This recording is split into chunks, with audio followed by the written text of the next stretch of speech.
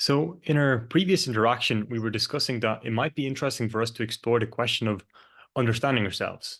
And I was hoping to begin by asking you, perhaps, what does it mean to understand oneself? What does it mean to understand yourself? Could we explore that a little bit together? hmm Oh, we can absolutely explore that. So to understand myself,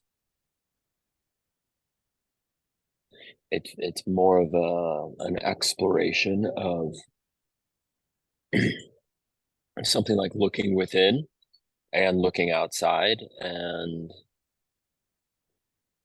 in a way, I don't know, I don't know that I'd say that it begins with this, but part of it is what is myself? What is this phone not myself because I see this phone? Well, I see my hand. So is the hand not myself because I see my hand?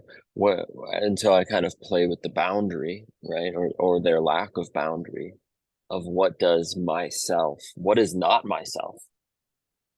What is not myself? And of course we have the different definitions. There's the personal self, which is I think usually when people hear the word self, maybe not on your channel, but usually some people think self is, well, it's a mind and a body. And what do you mean, Christopher? Like, you're Christopher. That's what do you like? What are your preferences? I think that's a definition of self, but I think that what we're asking and what we're looking at is something that maybe includes that, but is also deeper than that, at least for me, in understanding myself, that is goes beyond this. It includes, but goes beyond this personality, let's say. I'll just begin there and stop at that for now.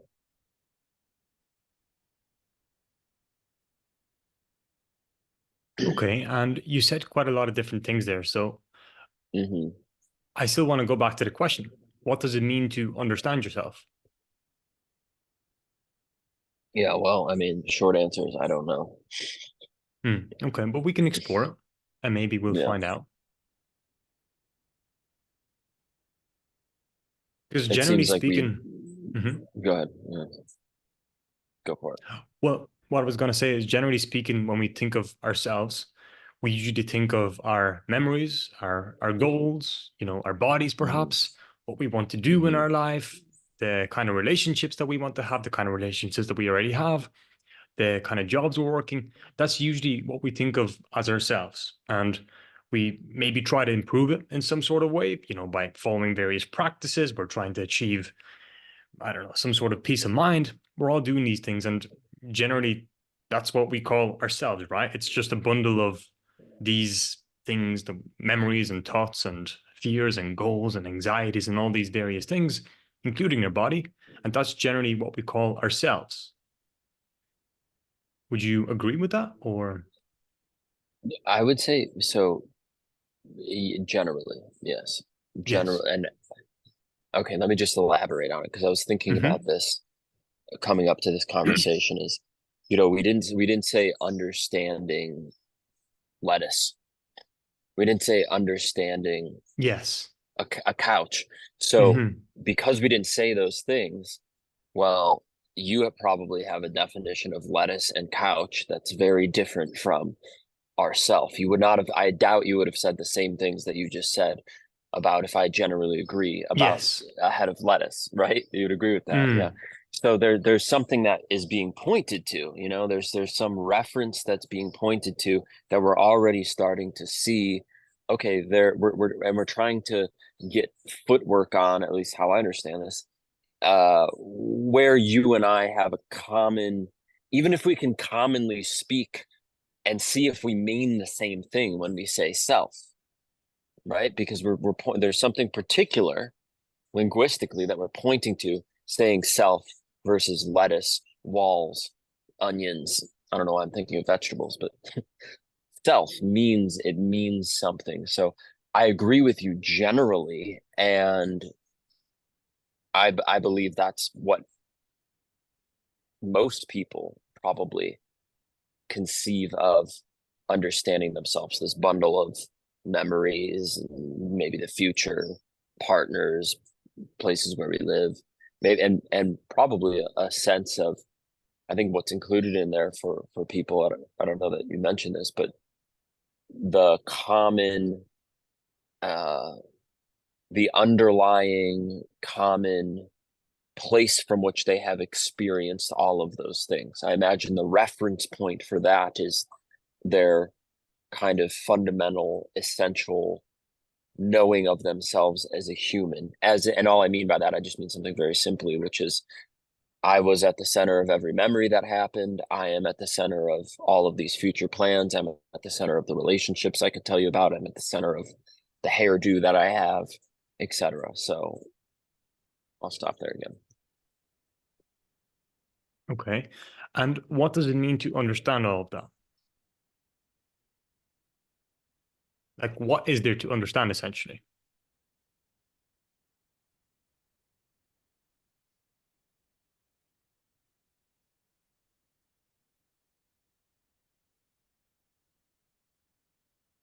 What is it? Right? What is that? Okay, And when you say you know, that, you have to be yeah, specific. okay. What do you Yeah, mean by that? I'm going to be specific with this. Mm-hmm. I don't mean understanding the qualities of the future, the memories, being able to describe. I mean, what is at the center of all of those things? What is this one right now that's perceiving what I'm perceiving? What is that? I don't have an answer to that, but I'm questioning it. What So are is you saying it's at the important for us to center? understand what is that something that understands? Yes. What are you trying to get at? Yes, what you just said exactly. Okay. It's important. It's important to investigate what is this self. What is that? What is that? What is this faculty that is at the center of all experiences? And can I understand that? Right? I mean, that's a question. That is it understandable? Can I? I'm in the exploration. I'm in the investigation of it. Can I understand it? And what is it? Okay. And before we even explore those questions, I would like to ask Yeah. why? Why are we even interested in that in the first place? Why are we even interested in understanding that? What's our curiosity? Why? For whatever reason, I've been naturally curious about this for a large part of my life. So there's just that curiosity that drives. But also, I have this idea that an understanding of one's own self, I'll use the word self because that's what we're working with here, leads to a more peaceful and harmonious life for whoever is on the journey of understanding themselves. Ah, so you're saying in understanding yourself, perhaps we can lead a more peaceful life inwardly. And if we lead a more peaceful life inwardly, we may actually lead a more peaceful life outwardly too. As obviously what we do Precisely. outwardly is a reflection of our inward state. So are we saying then Yes. that in the understanding of ourselves, it can lead to a more peaceful life? Perhaps much more than that too. One of the things that it can lead to is a peaceful life. Is that what we're saying, Christopher? For the most part. And the only thing that I would add to it is that, Yes, please add more. and if not a cause and effect, it's a simultaneous sort of natural extension of feeling peace within. The natural expression of that is going to be peaceful activity in my life. So it's almost like a simultaneous happening. I could say that if I'm feeling peaceful here, then my expression of that peace is naturally going to be simultaneously peaceful in my outer life, in my relationships, friends, family, etc. And I mean, how could it not be the case? Like it's pretty obvious that that is the case. If, for example, we're dealing with a difficult situation in life, or hurts us, I'm sure we can find a more peaceful way to resolve that, as opposed to going at it by violence or by anger or by some sort of negativity towards that person. Perhaps our action then would be coming from a different place. Is that what you're saying, Christopher? Yes, and it's because maybe the violence or the number of things you just mentioned just now, maybe those things are coming from a misunderstanding or a misperceiving. Well, I think misunderstanding is the best way to say it here, a misunderstanding of our own nature. And Mm-hmm. maybe if we saw clearly what of our own self, let's stick with a clear understanding of our own self instead of trying to use violence or force or any kind of violence or force with another. It's sort of going inward to see, maybe I've misunderstood something about that person or about what I am or about what this self is, and maybe investigating, looking at that, being with that can be producing a healthy outcome to that situation, something like that. In other words, I agree with what you just said. And I think it's also interesting for us to explore, how exactly do you understand yourself? And to me, it seems that at every moment, we're stuck with that moment. All we have is this very moment. And it seems to me that our what's necessary then is to be sensitive, aware, attentive to what's happening inwardly. Mm-hmm. And because we have to understand ourselves somehow. So how does it happen? And it seems to me that it's only possible in this very moment that we're in. And it can only happen if we're truly sensitive to what's happening.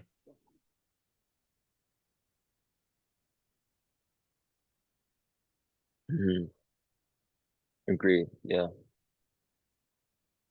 So now the question is, why have we not understood ourselves? Not me and you, but in general, as humanity, why have we not Sure. understood Yeah. ourselves? Why have we not understood the nature of our own minds? What's preventing us from understanding that? I think that's a worthwhile question to explore. Mm-hmm. Mm-hmm.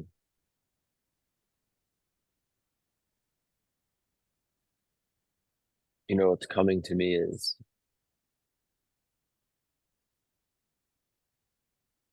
and maybe this isn't the essence of it, so let's explore this together.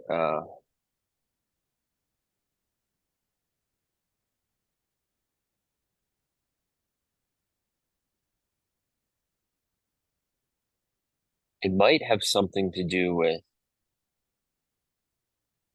as we start to develop the sense of self, what, at like 3 years old, I don't know, I'm not, something like that, 3, 4 years old, we start to look around and we see mom and dad, and then society, maybe brothers or sisters or others. And maybe it has to do with the survival mechanism of mimicking the outside to survive. Like, I have to be like mom, I have to be like dad.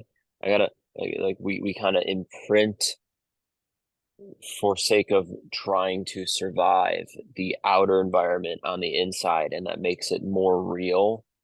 Like the other or society become more real than maybe they actually are, and that's done for the sake of survival. And so this self is not, it's in a way forgotten, and that can be as a cause of trauma, but not necessarily. That's kind of a hypothesis. What do you think about that? Well, I think it could be even simpler than that.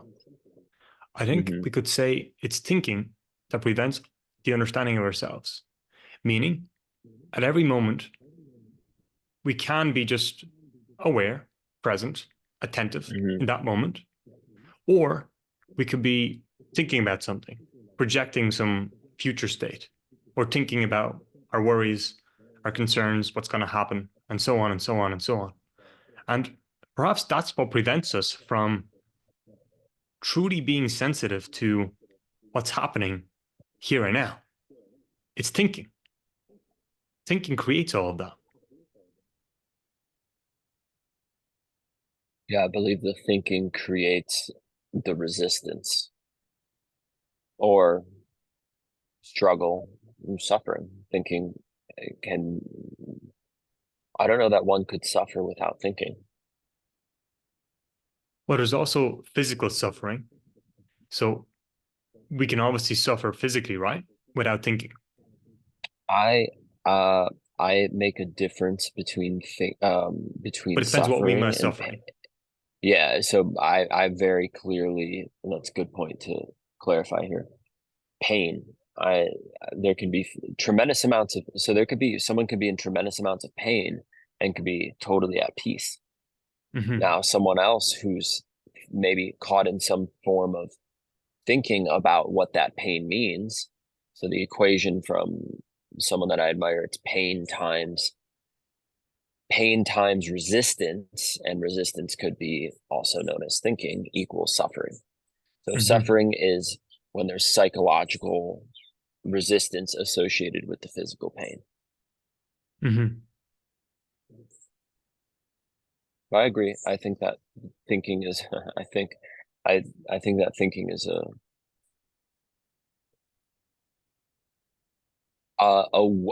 certain way of thinking. I believe that thinking, like right now I'm thinking through what I'm going to say, and part of it's just naturally coming to me.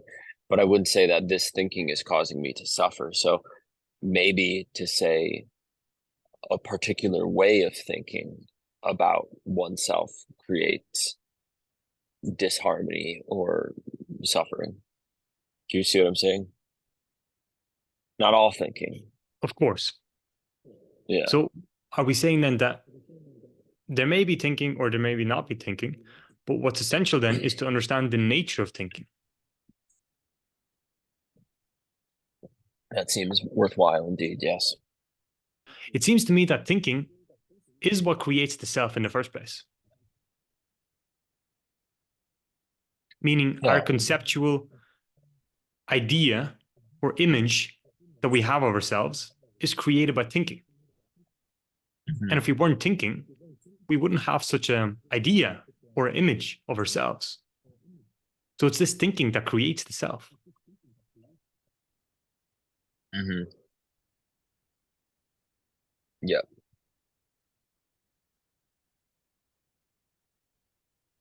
So would the question then be, how do we think ourselves out of that? How do we undo that? No, I think that would just create another problem. Okay. But going back to our original point, we were Yeah. discussing what does it mean to understand ourselves. So now, would it be fair to say that what it means to understand yourself is to thinking, understand thoughts, understand the mind, because that's what the mind is, just a bundle of thoughts. Yeah. I can get down with that. Yeah. So is that what it Looking means at to understand yourself then? to understand oneself, can you phrase it as one question? Well, sorry. At the very beginning, we were saying, what does it mean to understand Right. yourself? And then we said we don't Yeah. know. So then we explored further. And then we discovered that it's this thinking creates the self. So thinking hmm seems to be the problem. It doesn't have to be a problem, but thinking seems to create the self. Therefore, what's necessary is to understand thinking, the process of thinking, and how it comes about. So to understand oneself is to understand thinking. I believe that's a part of it. I think that's a good I think deal that's of a part it. of it too. Yeah. Yeah. So let's explore the other parts. hmm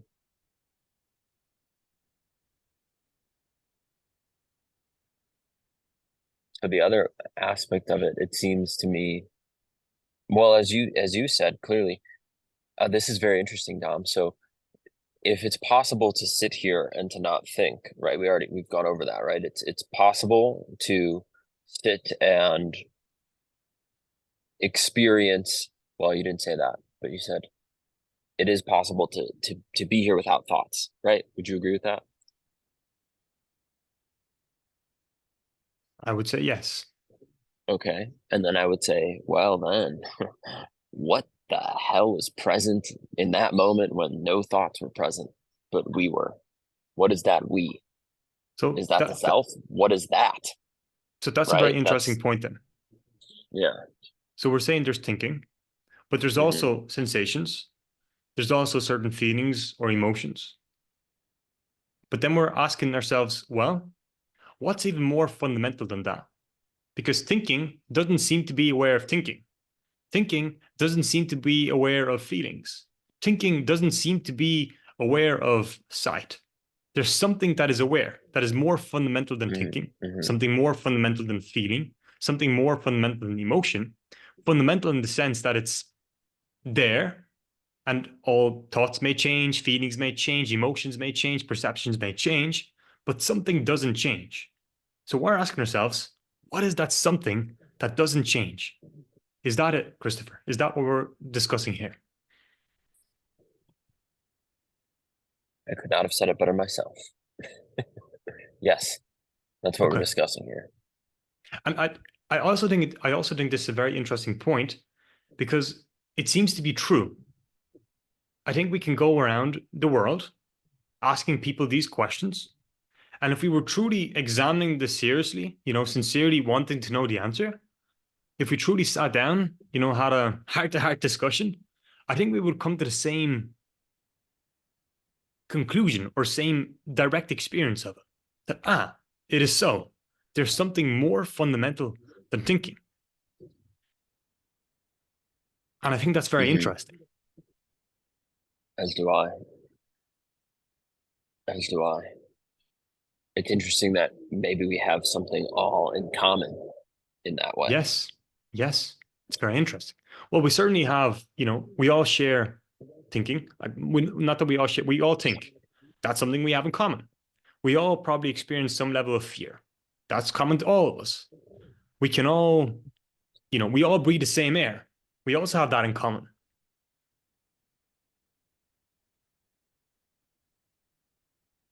But we're saying something more fundamental, right? Something that is really the case for all of us, something that we truly, truly share. Yes, something that is the common element of what it means to be or to Mm. exist. Hmm.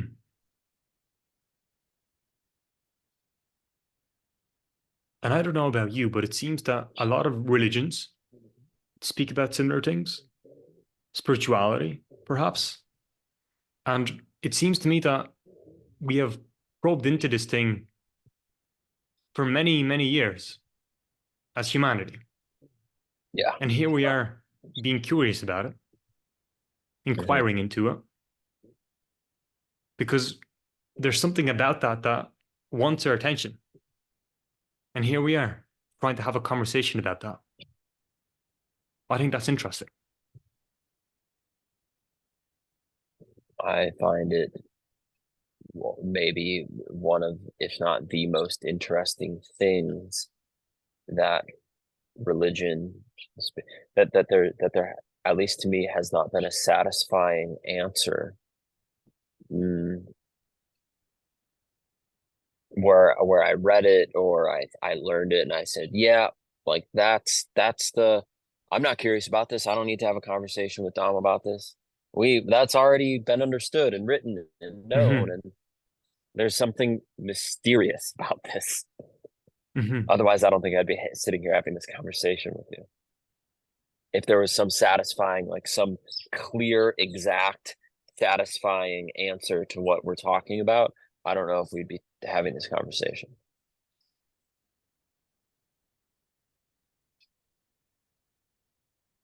Well, I think what's even more interesting than just having an answer about it, which will like an answer will be conceptual, will be intellectual.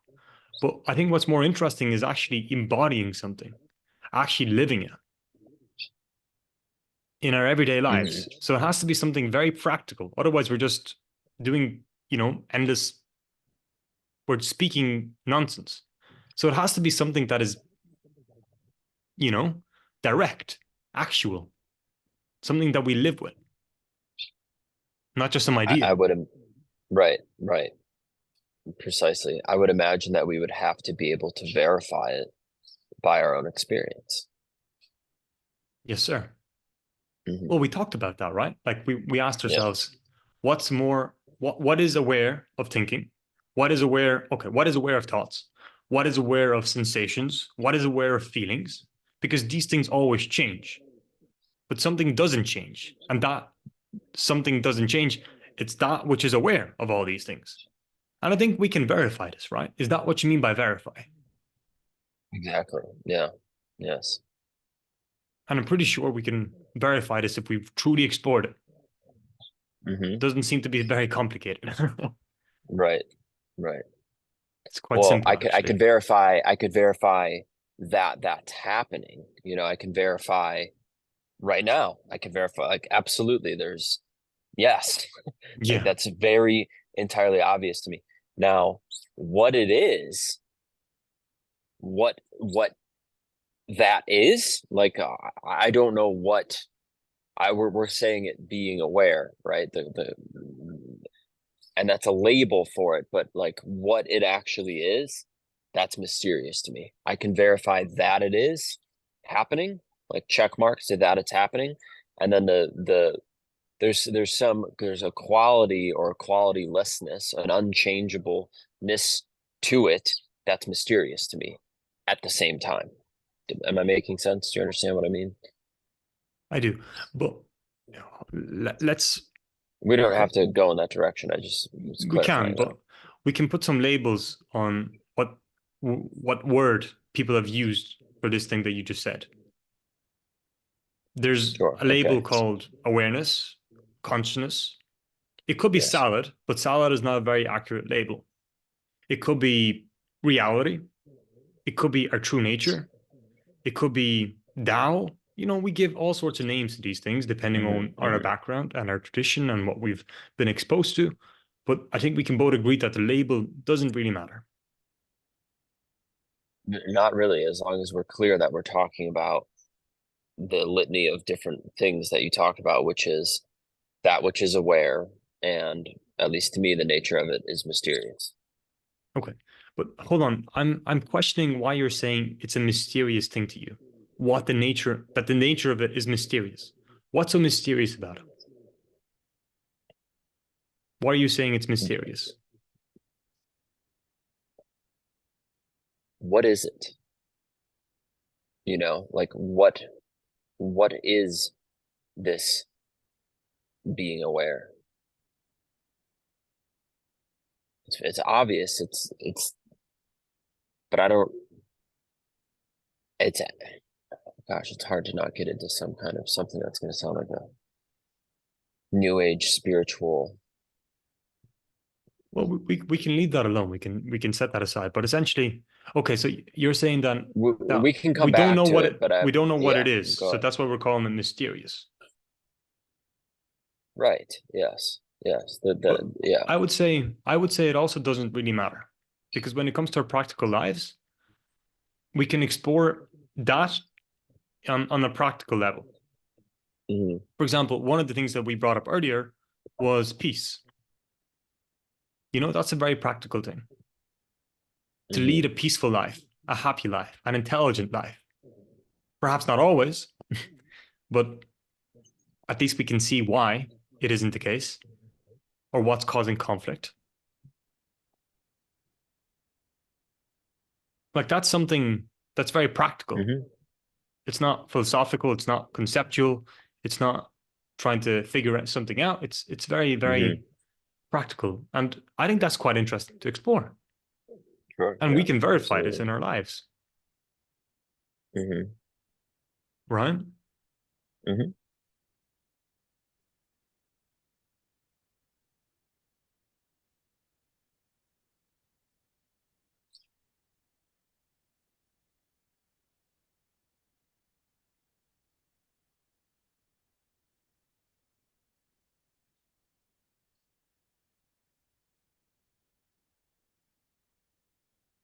So where to from here?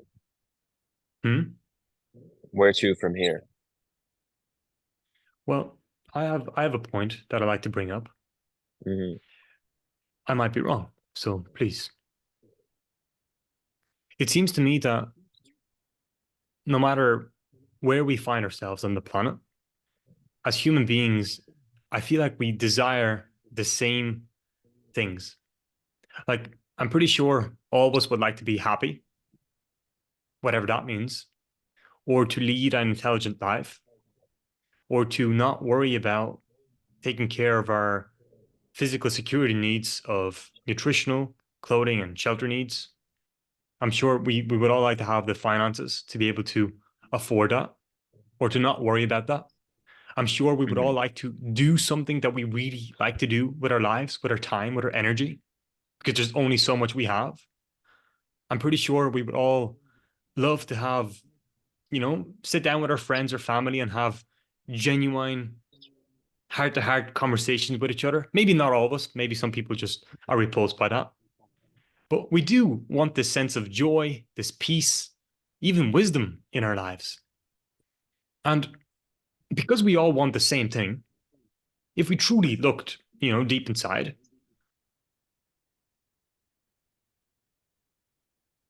well, first of all, do we want the same thing? I'm pretty sure many of us want to lead happy lives and intelligent lives and peaceful lives. We all do that through different activities, but the fundamental why is probably to lead a happy life, a genuinely happy life. Would you agree? Come Absolutely. on, let's explore it together. Absolutely. Yeah, I mean, I believe that that's minus a few outliers of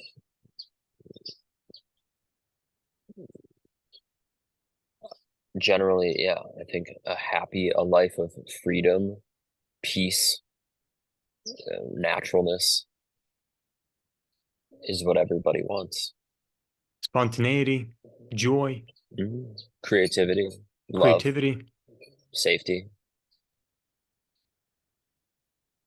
natural and gratitude, mhm, appreciation, good health. And obviously we want absolutely. material things too, like, maybe a nice laptop or Hmm. some money or good food. Oh, good food, good clothing. Hmm. Like, imagine if we didn't have food for 2 weeks as humanity. We would all simply go crazy. I don't know. Like, food is essential. And it seems to me that, well, we want these things as humanity, right? Like, I'm pretty sure we all do. Hmm. Absolutely. I couldn't agree more with you. So now the question is, we all want the same things. This is a big, huge assumption, you know, but Yeah, sure it if is. we Yeah. go around talking to people, interacting with them, which is fun to do, by the way, we can find out these answers. Yeah. We can have an intuition about it. And it seems to be true. And if we all want this thing as humanity, the politicians, the everyone, we all want the same stuff. What's preventing us from doing that, from living that, from actually making it into a reality? What's preventing us from actually doing that or being that? I mean, I think we've already made this pretty clear, but we'll reconnect the dots, which is a lack of understanding oneself. And per what you said, probably thinking about what oneself is in a way that's not accurate or true. Right. But we can even explore this a little bit deeper. For example, Yeah, yeah. we can see that thinking has created philosophy, thinking has Hmm. created science, thinking has created religion, thinking has created nationality, thinking has created war and the machinery of war, thinking has created This iPhone. communities, thinking has created the iPhone, thinking has invented great medicines to help us, thinking has Hmm. invented agriculture. So thinking has created this. And it seems to me that a lot of our actions as humanity seem to be rooted in some sort of thought that we're trying to work towards or do. and it might be utterly false, meaning we might follow something without realizing that what we're doing, what we're following, is actually false. Mm-hmm. So if I hear your example, then you hear my example, we'll see if we're on the same page with what you're saying about this false thing. Well, you can provide an example. So I was just thinking, I'll use religion. Killing in the name of any religious name, that to me would be a thinking something is true that is actually, or thinking something, mistaking falsehood for truth, and then killing in the name of something is coming from a lack of understanding oneself. Because if one understood oneself and what they really were, they would not do that. They would not kill in the name of some religious leader. Is that, I'm trying to see if I understand what I you're would saying even about the ask, false. why did they do that in the first place? It's because they read something from somewhere telling them Right. that it's okay, and because they believe that, their actions are justified. Exactly. Without So actually back to the questioning thinking. what we read, what we know in the first place. So it seems to me that it's important not only to understand yourself, but to question what we know, to question what we follow, to question our knowledge, to question our assumptions, to question everything. Because if we truly questioned, if we truly examined it, our actions would naturally change. Bingo. And that's one part of understanding yourself.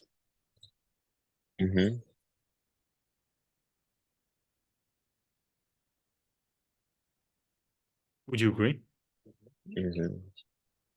And I believe the primary reason that that's not happening on a global scale, I mean, we said it essentially with this thinking element that we've defined, but how that comes to be in form, I feel, has to do with this. This is mine.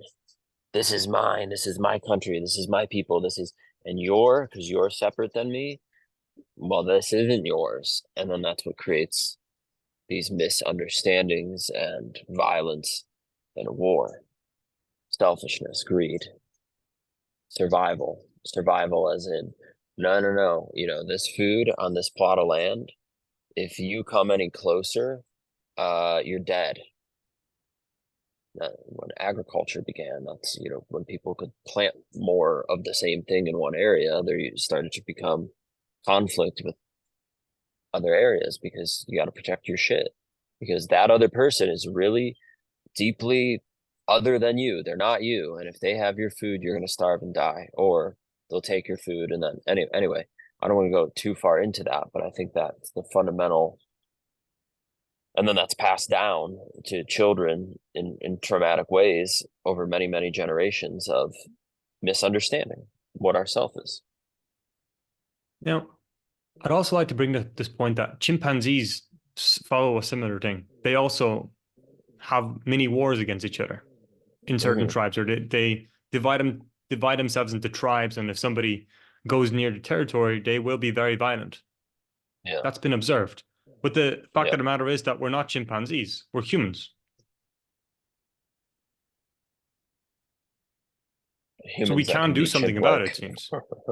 Yeah, absolutely. Yeah, that's the thing of this, right? This is not something that I feel like we're saying, oh no, we're screwed. This is just the way we are because we're animals, and this is just how the animal kingdom works. I mean, it may be, but if we can do something about it, is it not worth exploring? And if we genuinely can't do something about it, then very well. We found out that we can't do anything about it.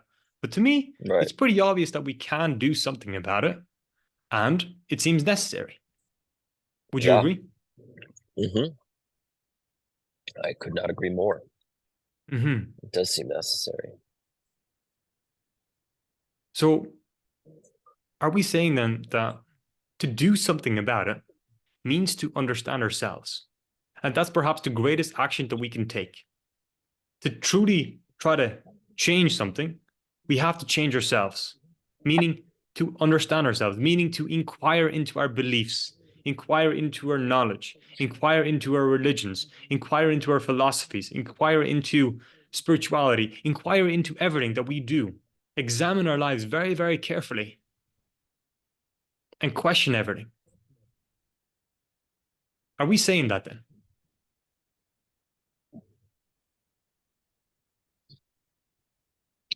I'm pretty sure, because there's the other piece of just I got here to this exploration with you by just curiously following what I'm interested in following, and it happened to be these things. Mm-hmm. So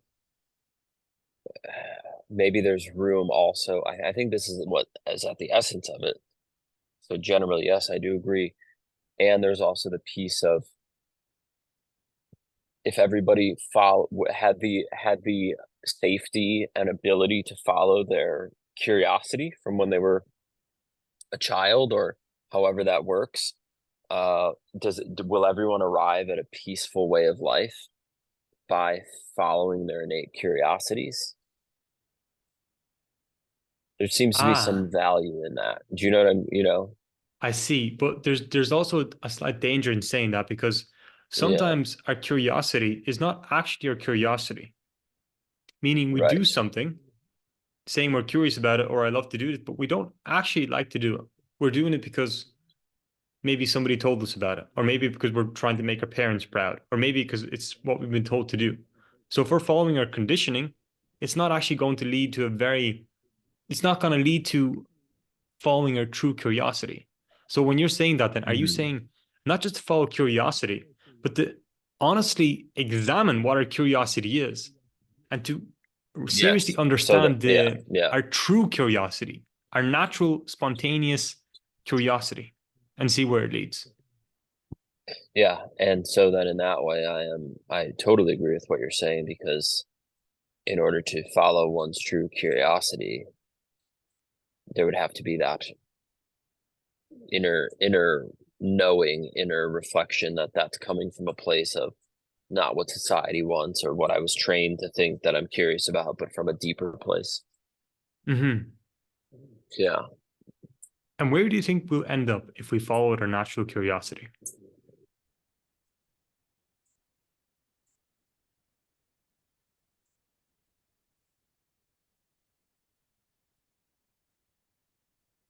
A place that's peaceful, joyful, happy, and likely something that we would want to share with others. Mm-hmm. Kind of like this conversation that Mm-hmm. you and I are having right now. We'd end up in a peaceful way of knowing that we're exactly where we're supposed to be. Mm-hmm. And we'll probably just continue to follow our curiosity from that point too. I don't know that it would be an ever arrival process of arriving at a new understanding, arriving at a new enjoyment, but it'd also be very meaningful. I feel that it would be very meaningful too, because of the inherent worthiness of following one's true curiosity. Mm-hmm. As a thought experiment, Uh-huh. if as humanity we did reach this level of peace, or we were leading peaceful lives, truly peaceful lives, meaning we wouldn't be fighting each other, we wouldn't be at war with each other, we wouldn't be protecting our territory no matter what happens, we would be truly, genuinely peaceful and maybe doing what we like to do. It seems to me that as humanity, we still require nutrition. Everybody requires to eat. We still require clothing, shelter, energy, transport, and also various products and services. Those things are absolutely essential for humanity. And it seems to me that our whole problem then is, how do we do these things? How do we have these survival necessities that we all need without destroying ourselves and other beings around us, other plants around us, other life form around us? Essentially, how do we do this without destroying our planet, ourselves? Because it seems like we're all going to be doing exactly the same thing, except maybe in a radically different way. We Hmm. wouldn't be fighting against each other, we'll be cooperating. And perhaps that's what it all comes down to. How do we cooperate as humanity? what will help us to cooperate?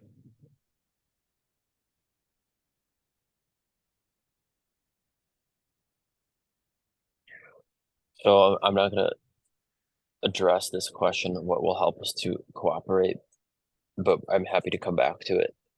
A little bit ago, you just said something like, how do we not destroy ourselves? Right? Something like that. And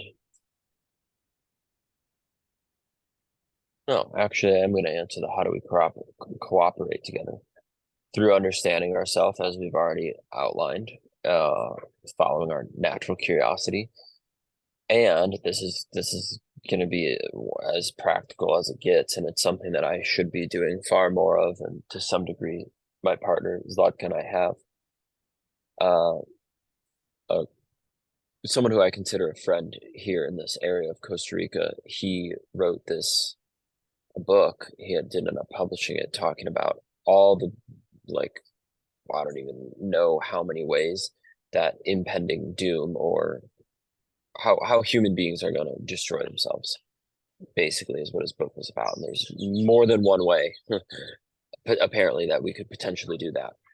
And the solution that he came to, a very simple solution to not destroying ourselves, was planting food near where we live. Like that would the entire solution boiled down to planting food close to where we live. And I'll elaborate on that a little bit. And I do believe this is an answer, another part of the response or solution to how do we cooperate all together. So if I go down the road here at where I live and I buy what brand name do I want to defame? Snickers bar. I actually enjoy Snickers bar from time to time. But if I buy that Snickers bar, well, this is immediately what I thought of when you said, like, how do we not destroy ourselves?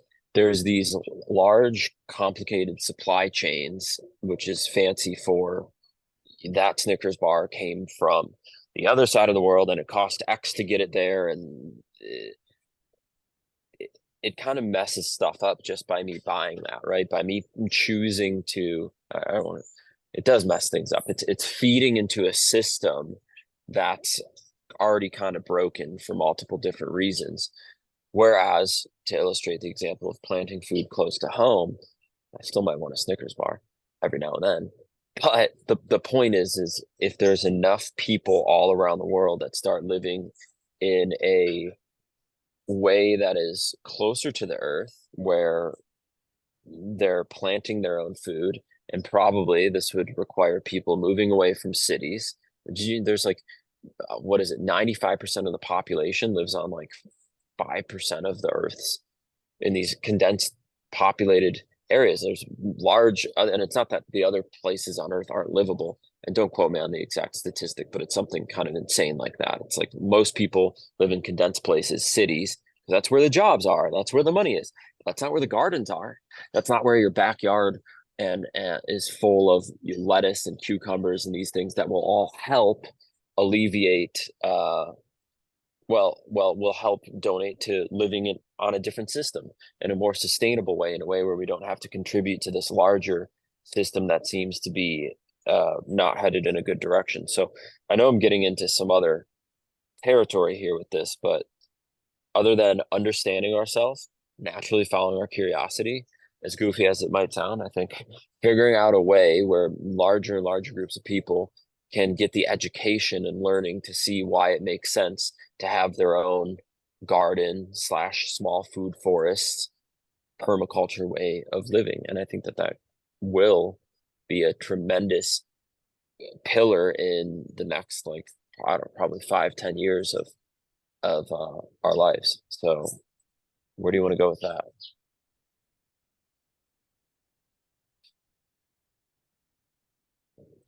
You tell me. Mm.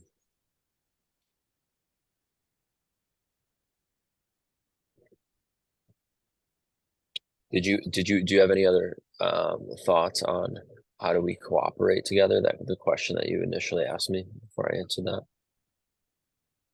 How do we not destroy ourselves and cooperate and live in peace together? I think is the general question you asked. It wasn't like a question. It was like, I think that's the question to ask as Yeah, humans. yeah, right, yeah, yeah. Well, not Well, I the think question, but you know what I mean. It's like it's one of the what is it? questions that we should ask ourselves as humanity. Like, how do we all cooperate together, Hmm. and what prevents us from Yeah. cooperating? You know that like, I just put that as a question as a whole. You know, for us to explore. Hmm. That's all. Hmm. So why did the author of the book conclude that the solution is to plant things close to our homes? Because, like for example, Uh, there's places around the world that you can't really plant what you would like to plant. Like, for example, in a desert, it's very difficult to plant things. In a very cold environment, it's very difficult to plant things. So some hmm. sort of importation from other places is necessary. So I just wonder, why was that a conclusion? So I believe this was his conclusion in the way that if enough people, if a large enough number of people began to do this in the ways that they are able to, which in some cases I do believe that would ultimately require people to relocate, move out of where they're at to a place where they would be able to do that, which requires resources to do that as well. Uh, but that will be the number one thing to help people not rely on a debt-based system,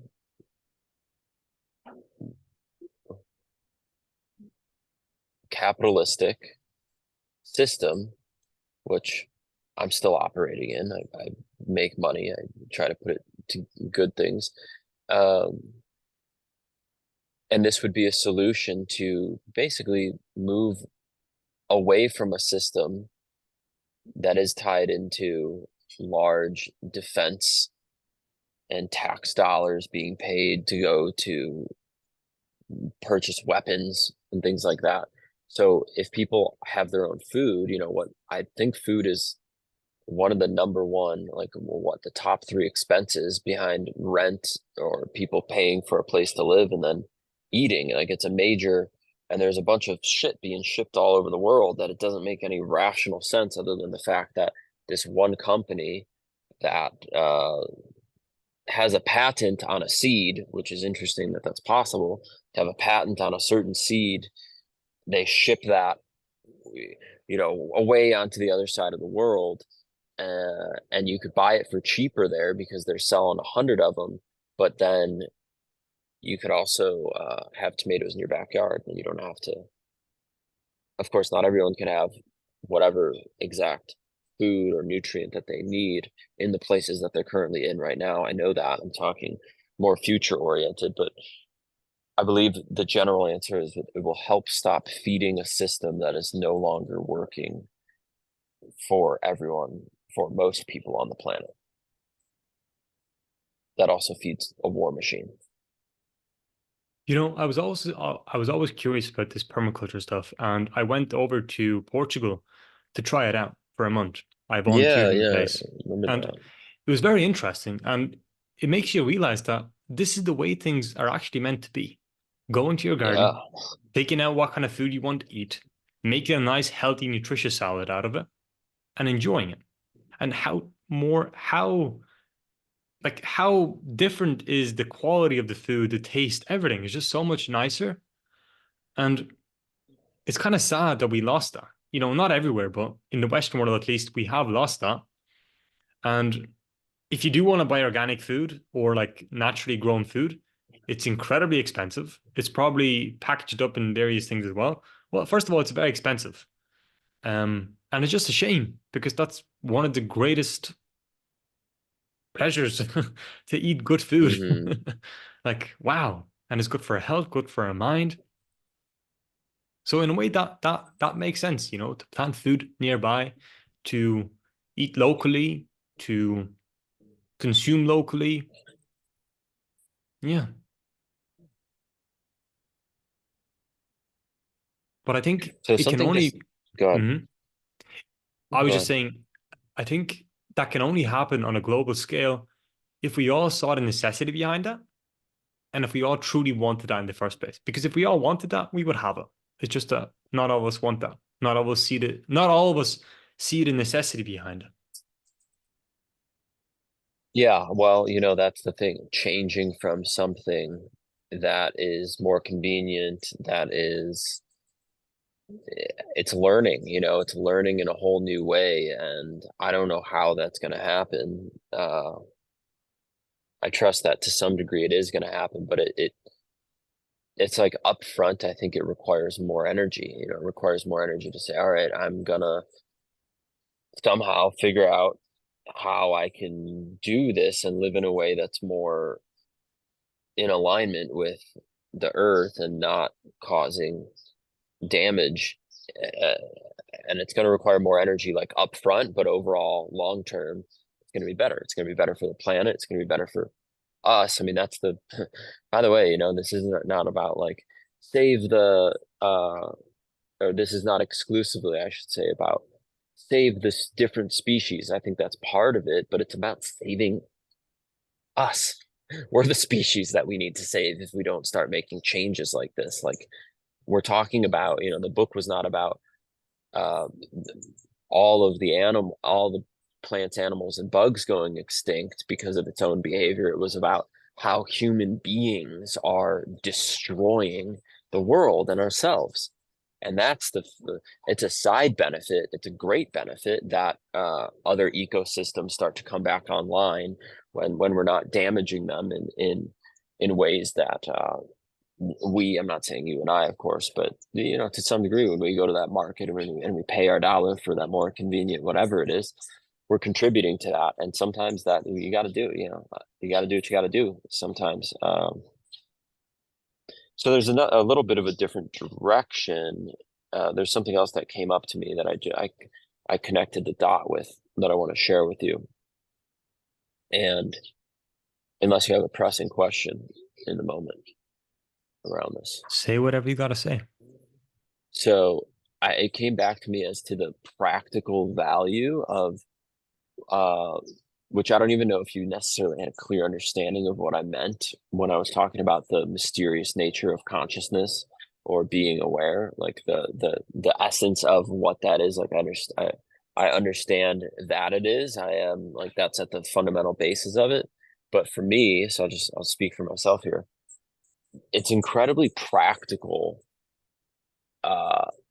and humbling when I look at that, when I look at what I am, when I look at being aware, and I go, I don't understand this. I mean, I understand that I am, as a person, the created. I've been created by whatever energy is responsible for it, and that whatever energy is responsible for it to me is being aware. Like and why is it that?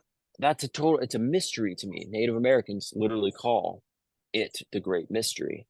And the point is, not only is it humbling, but also when in my daily practice and conversations, whatever work that I'm doing, when I remind myself, oh yeah, I have no idea what's happening here.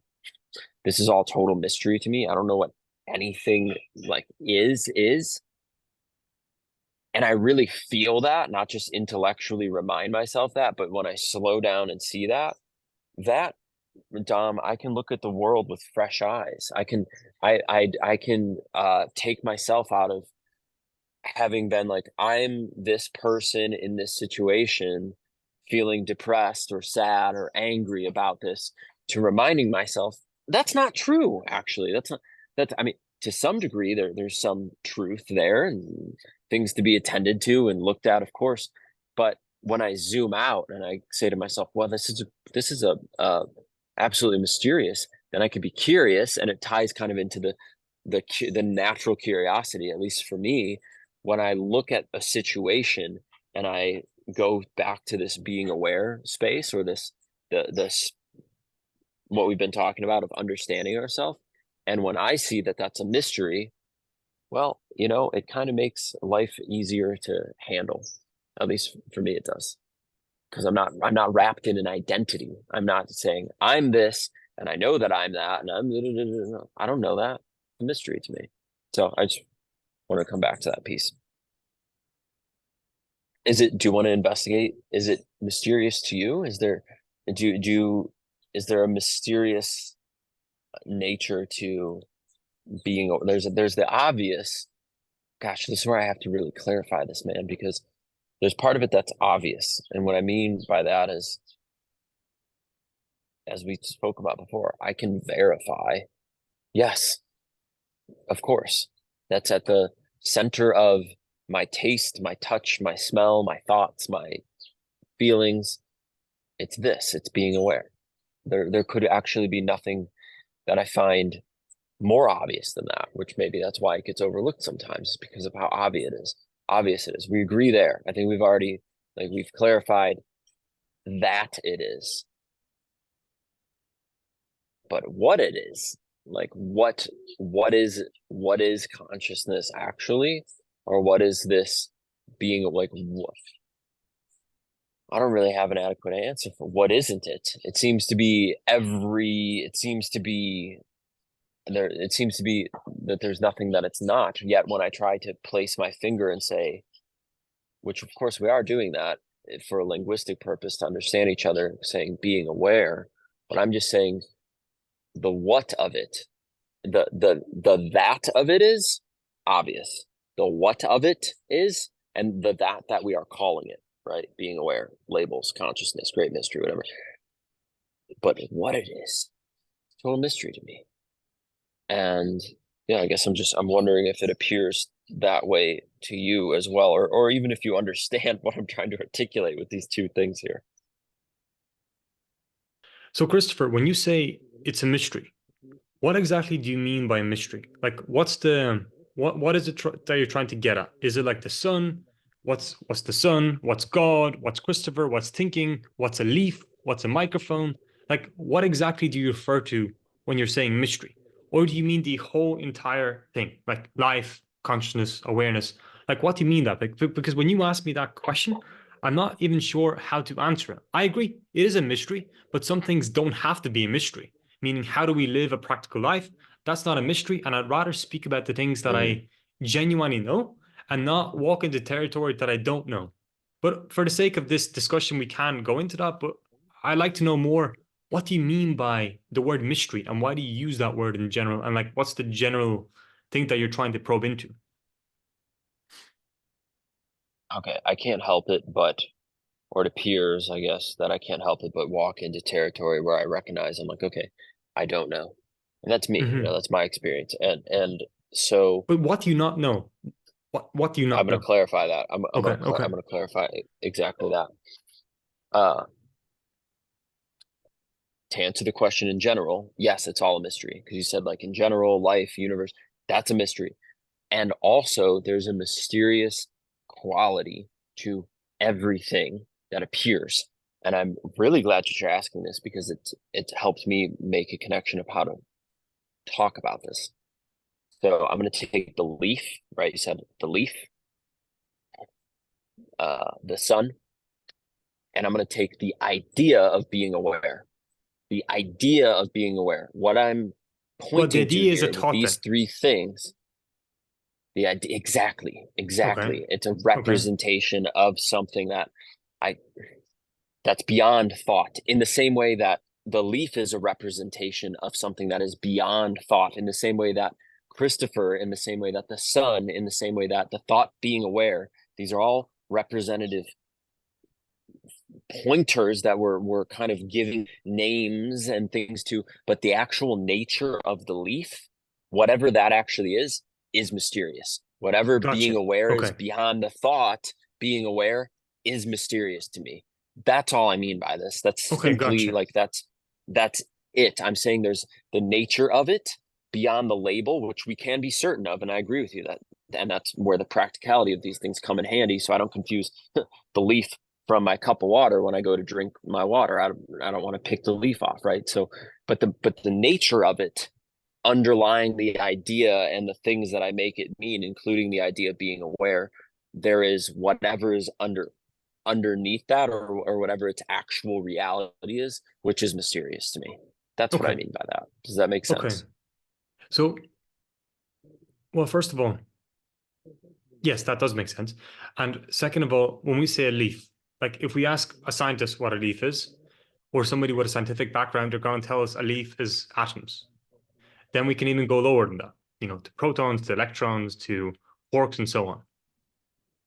But then we're even asking, well, what's even behind that? What's more fundamental than that? And eventually we reach this energy. And for the sake of using one word, we can call that energy consciousness. And we can call that, even going deeper than that, we can call that consciousness reality, meaning that whatever this is, it's reality. And if we are to use reason here, it is a single reality. And consciousness is very much real. We can all verify that we're all conscious. So it could be then that this mystery is, well, it's consciousness, it's reality. And that it's the only thing in existence. And that whatever all of this is actually that and has nothing else to do besides, well, do whatever it does. And it has qualities of intelligence, love, beauty, goodness. And that's what some people call God. And I don't think well, we can say it's a mystery, but we can intuit things. We've heard people speak about this, and perhaps it doesn't have to be a mystery. And it doesn't have to be a mystery if we call that mystery a single reality, single conscious reality. And what everything is that. And that's not very mysterious to me. So I guess that's how I would answer that question. But ultimately, that's just conceptualizing things. But you can intuit things if it's true or not. It makes sense. It's the only thing that makes sense to me. But in terms of practical living, it still comes down to original point, which is understanding ourselves. Mm-hmm. And then ultimately, well, what is it that understands? And we could say that it's reality itself understanding. Reality is understanding itself. Consciousness is understanding itself. Meaning, this single thing that exists, which is what we call consciousness or reality, is interested in itself, is interested in its own nature. It's interested in understanding itself.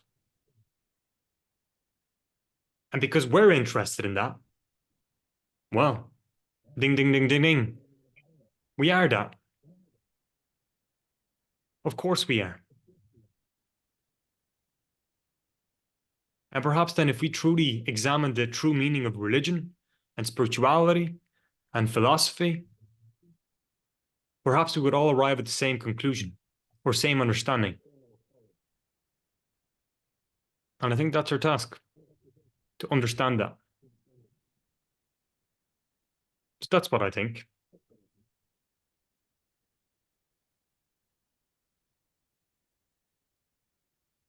Well said, my friend. Well said.